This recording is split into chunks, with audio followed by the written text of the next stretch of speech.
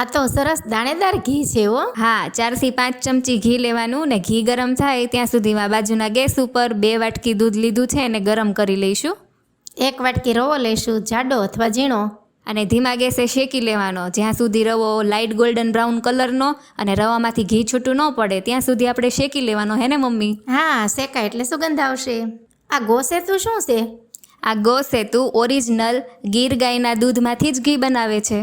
ગાયનું તો ખરું, પણ એમાં વળી ગીર ગાય. હા, અને વળી આ ગીર ગાયને પોતાની જ ગૌશાળામાં ઉગાડેલો દવા વગરનો એટલે કે ઓર્ગેનિક ઘાસચારો ખવડાવવામાં આવે છે. આ તો અતિ ઉત્તમ હો. હા, અને તારે વધુ માહિતી જોતી હોય ને તો આ ઘીની બોટલના લેબલ ઉપર આપેલી છે અને ગો સેતુની વેબસાઇટ પણ છે, ત્યાંથી પણ તું માહિતી મેળવી શકે છે. રવો શેકાઈ ગયો છે, કાજુ બદામના ટુકડા નાખી એને પણ આની અંદર શેકી લઈશું, જેથી કરીને અલગ શેકવાની કાંઈ જરૂર નથી. હવે આ ગરમ કરેલું દૂધ છે એ થોડું થોડું કરીને નાખશું. હવે તું જોઈ શકે છે કે ગાયનું ઓરિજિનલ ઘી હોવાના કારણે કેવું પીળું પીળું ઉપર તરે છે. હા, ગાયનું ઘી છે ખબર પડી જાય હો.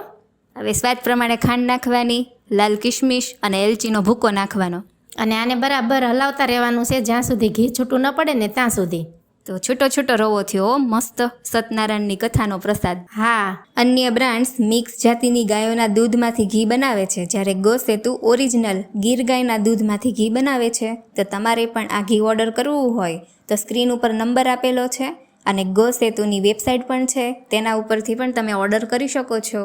તો આજે જ ગોસેતુનું પ્યોર ગીર ગાયનું ઘી મંગાવો.